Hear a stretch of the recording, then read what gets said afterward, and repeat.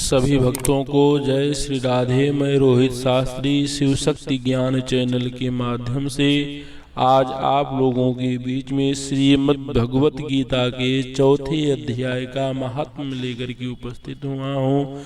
अपने गुरु महाराज अपने इष्ट का ध्यान करते हुए इस महात्म्य का आप श्रवण करिए। ओम गुरुर्ब्रह्मा गुरुर्विष्णु गुरुदेवो महेश्वरा गुरु साक्षात् परम ब्रह्म तस्मै श्री गुरुवे नमः।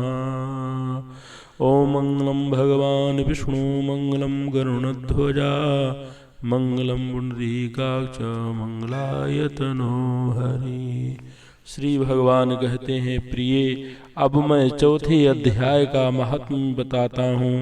सुनो। भागीरथ के तट पर वाराणसी बनारस नाम की एक पुरी है। वहाँ विश्वनाथ जी के मंदिर में भरत नाम के एक योगनिष्ठ महात्मा रहते थे, जो प्रतिदिन आत्मचिंतन में तत्पर हो आदर पूर्वक गीता के चतुर्थ अध्याय का पाठ किया करते थे। उसके अभ्यास से उनका अंतःकरण निर्मल हो गया था। वह शीत उष्ण आदि द्वंद्वों से कभी व्यथित नहीं होते थे। एक समय की बात है, वह तपोधन नगर की सीमा में स्थित देवताओं का दर्शन करने की इच्छा से भ्रमण करते हुए नगर से बाहर निकल गए। वहाँ बेर के 2 वृक्ष थे, उन्हीं की जड़ में वह विश्राम करने लगे। एक वृक्ष की जड़ में उन्होंने अपना मस्तक रखा था और दूसरे वृक्ष के मूल में उनका एक पैर टिका हुआ था। थोड़ी देर बाद जब वे तपस्वी चले गए, तब बेर के वह दोनों वृक्ष 6 दिनों के भीतर सूख गए।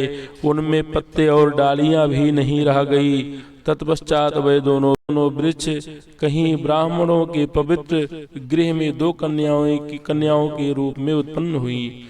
वह दोनों कन्याएं जब बढ़कर 7 वर्ष की हो गई, तब एक दिन उन्होंने दूर देशों से घूमकर आते हुए भरत मुनि को देखा। उन्हें देखती ही वह दोनों उनके चरणों में पड़ गईं और मीठी वाणी में बोली, मुने, आपकी कृपा से हम दोनों का उद्धार हुआ है। हमने बेर की योनि त्याग कर मानव शरीर प्राप्त किया है। उनके इस प्रकार कहने पर मुनि को बड़ा विस्मय हुआ।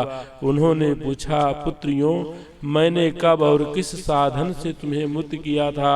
साथ ही यह भी बताओ कि तुम्हारे बेर के वृक्ष होने में क्या कारण था, क्योंकि इस विषय में मुझे कुछ भी ज्ञात नहीं है।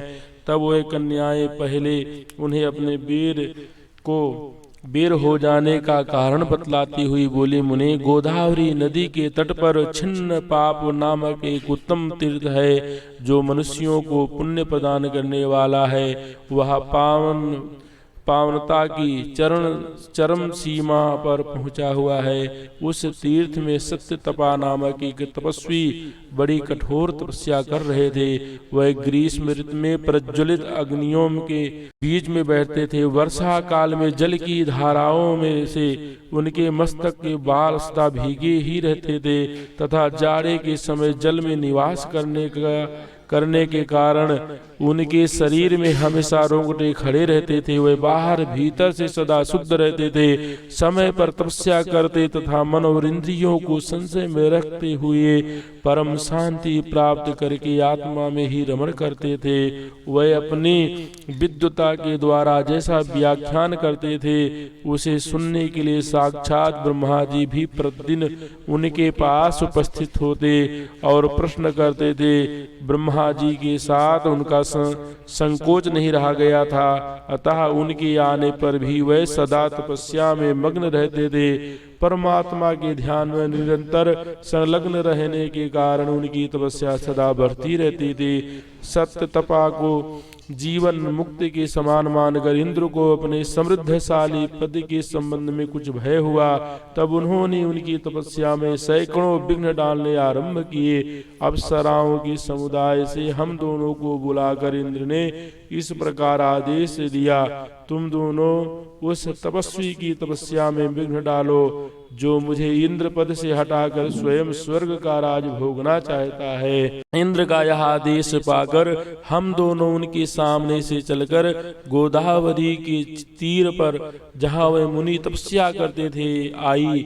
वहाँ मंद एवं गंभीर स्वर से बजते हुए मृदंग तथा मधुर बेणुनाद के साथ हम दोनों अन्य अप्सराओं सहित मधुर स्वर में गाना प्रारंभ किया।